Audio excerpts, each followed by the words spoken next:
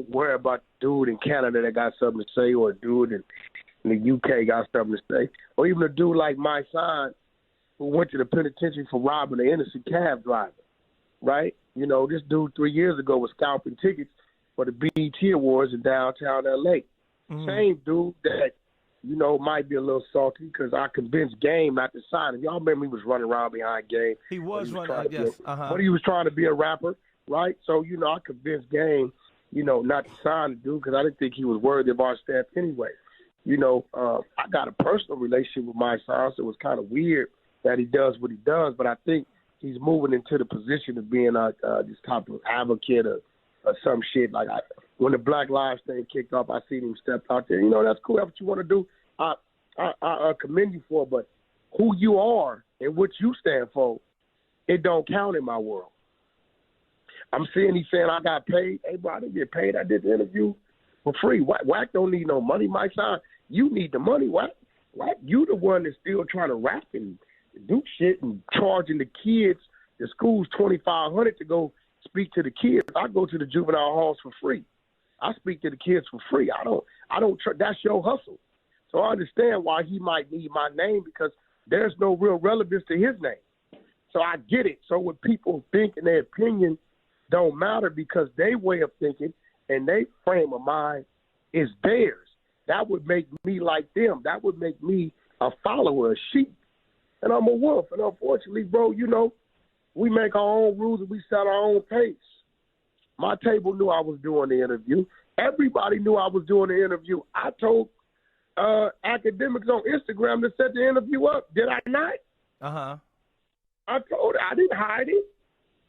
I went over there with my wife and kids. That's who went with me to the interview.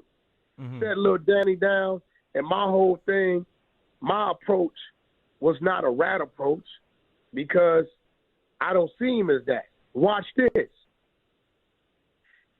Motherfucking Vlad TV filed some shit on Rick Ross when they whooped his ass, had that man in court. Rick Ross had to fuck around, paid his man like $400,000. You remember that? I do remember. That it was Rick Ross against Vlad, yes. Who was Vlad's right-hand man every day after the fact? Mysonne was Vlad's man every motherfucking day after the fact. Now watch this. I see Vlad as a civilian. So he did what he was supposed to do. I'm a strong believer in civilians are not obligated to street code. I see Vlad the same way I see little Danny. Danny's just in the costume pretending. He ain't that. He wasn't put on. He wasn't initiated. Nigga had a bag and niggas on the block that was broke allowed this kid to run around and do what the fuck he wanted to do. That's just like me throwing the keys to my Ferrari, one of my Rolls Royces, to a 12-year-old. You think he ain't going to get in that motherfucker and drive it? He might tear it up. Ain't no telling what he going to do. He ain't going to treat it like what it is. He's just driving the car when he really shouldn't be. Do you feel like this is a lesson to like, you know, I guess street people who Man, ain't no streets, man. Hey, okay. Listen, everybody need to understand this because I come from it when it was, and I'm looking at what it ain't. Everybody need to stop faking. It's neighborhoods from the West Coast to the South to the East Coast that at one point in time you could not drive in if they didn't know who you was. They would have took your life, they'd have robbed you. I can go to Bed-Stuy, I can go places in my neighborhood, Watts and Compton, and drive down streets and blocks, bro, and you don't see nobody. It ain't like that no more. They need to all stop fronting, homie. I come from it. You know, every cause has its end. Every movement has its end. Black Panther Party, so on and so forth. It started, it ended. Everybody got to stop fronting like this shit is some old 1986 shit. That ain't what it is. And that's just real. So the streets are being prostituted by the dollar. There's no code. There's no none of that no more. It's not there. 6ix9ine proved that. 6ix9ine from a neighborhood that you ain't going to college. You ain't going to this, that, being from over there. Nigga, you going to jail somewhere in your life. He got a badge. Mob James speaks on it all the time. right? He got a bag, and because of the money, they moved how he told them to move. Not because of who he was, and he's an authority figure, and his history and his rank, and he didn't put in no work. Man, this shit been watered down. You know, at the end of the day, I sat down with the kid because I see him as a kid. I ain't never looked at that man as no blood. When he was running around here, blood and whatever he was doing, they told me to come talk to him. You never seen Wack sit down. I would have never sat down with him as no blood. It's not going to happen. But I sat down with little Danny because I told him he was confused because he wants to be looked at as a gangster. And my whole disposition is to enlighten him and to show him and to point things out to where you need to understand, Danny, you are not a gangster. It's not what you are. After doing the interview, did your perception change about him? No, I think his perception of him changed about him. Okay. You got to remember, he's used to getting people in there and he get them into a screaming match. It's a 3-hour interview, bro. It's some shit went on. It's some people that been mentioned. It's some shit that really got addressed. Okay. From mainstream artists, you know what I mean, that I had to defend because I felt they wasn't there to defend themselves and I understand them, right? So at the end of it, Daddy jumped up 2-3 times, a little frustrated, you know what I mean? But it was a conversation.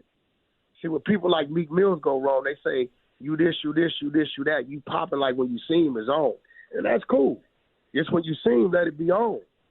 I never wanted to do nothing to the kid because I really don't blame the kid. I blame the block.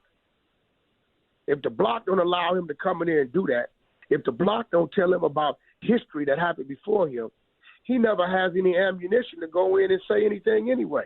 So who's at fault? The kid or the block? Well, that's why I said that maybe this is a lesson to, I guess, the block instead of me saying the street. This is a lesson to people that's on the block. Like, you know, watch who you let in your circle. Hey, bro, it ain't letting in. It's like certain things is earned. I got some people, like my brother Stat Quo. That's my brother. Love him to death, right? Mm-hmm. When I deal with Stat Quo, it's a peaceful, humble environment. You understand what I'm saying? I don't deal with Stat Quo where some tension or it might be a fight or some shootings or a fucking ride or anything like that because Stat Quo is a civilian.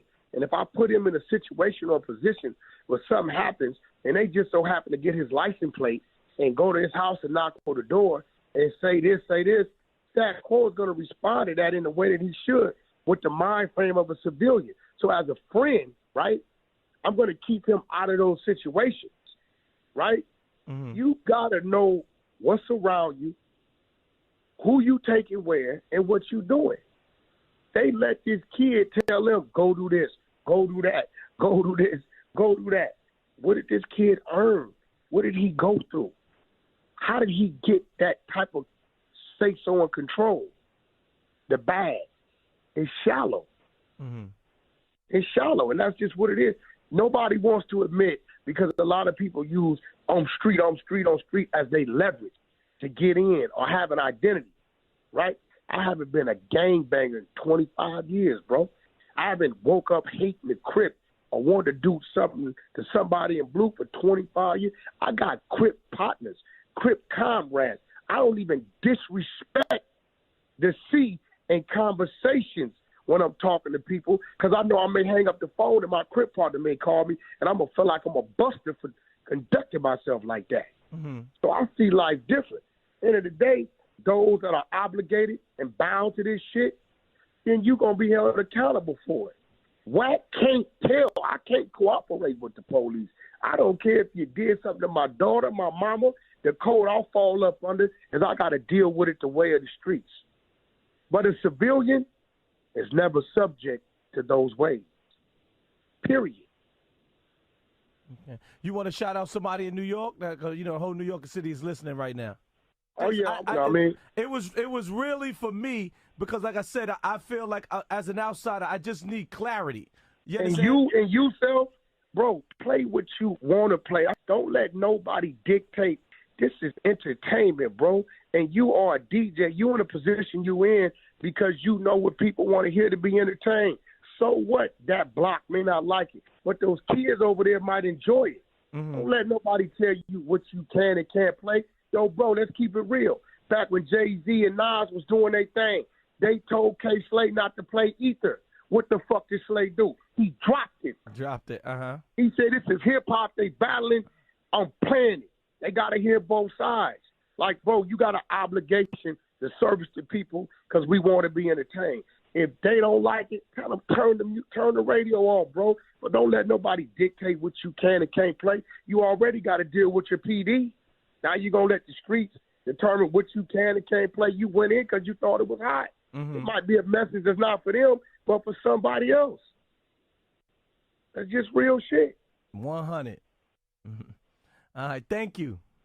All right, love, bro.